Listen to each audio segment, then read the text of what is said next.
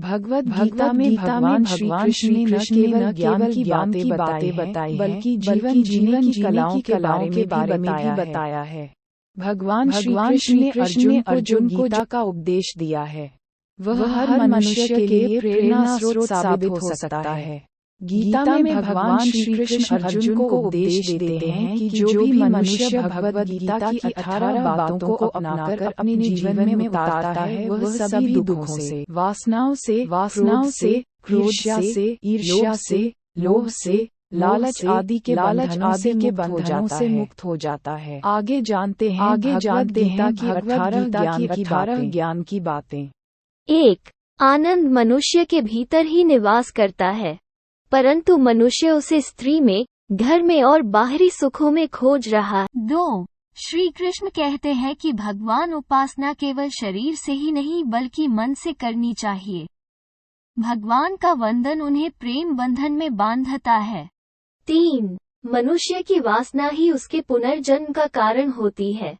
4. इंद्रियों के अधीन होने से मनुष्य के जीवन में विकार और परेशानियां आती है। 5. संयम यानी धैर्य, सदाचार, स्नेह और सेवा जैसे गुण सत्संग के बिना नहीं आते हैं।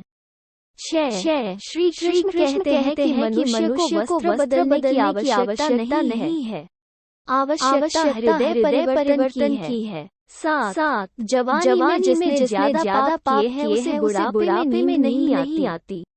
8. भगवान ने जिसे संपत्ति दी है उसे गाय अवश्य रखनी चाहिए। 9. जुआ, मदिरापान, परस्त्रीगमन, अनैतिक संबंध, हिंसा, असत्य, मद, आसक्ति और निर्दयता इन सब में कलयुग का वास है। 10. अधिकारी शिष्य को सद्गुरु, अच्छा गुरु अवश्य मिलता है। 11. श्री कृष्ण कहते हैं कि मनुष्य को अपने मन को बार बार समझाना चाहिए कि ईश्वर के सिवाय उसका कोई नहीं है। साथ ही यह विचार करना चाहिए कि उसका कोई नहीं है, साथ ही वो किसी का नहीं है। 12. भोग में क्षण भर के लिए सुख है, साथ ही त्याग में स्थायी आनंद है। 13. श्री कृष्ण कहते हैं कि सत्संग ईश्वर की कृपा से मिलता है, परंतु कुसंगति में पड़ना मनुष्य के अपने ही हाथों में है। 14. लोभ और ममता, किसी से अधिक लगाव पाप के माता पिता हैं, साथ ही लोभ पाप का बाप है। 15. श्री कृष्ण कहते हैं कि स्त्री का धर्म है कि रोज तुलसी और पार्वती का पूजन करें। 16. मनुष्य को मिलता है, परंतु कुसंगति में पड़ना मनुष्य के अपने ही हाथों में है। 14. लोभ और ममता, किसी से अधिक लगाव पाप के माता पिता हैं, साथ ही लोभ पाप का बाप है।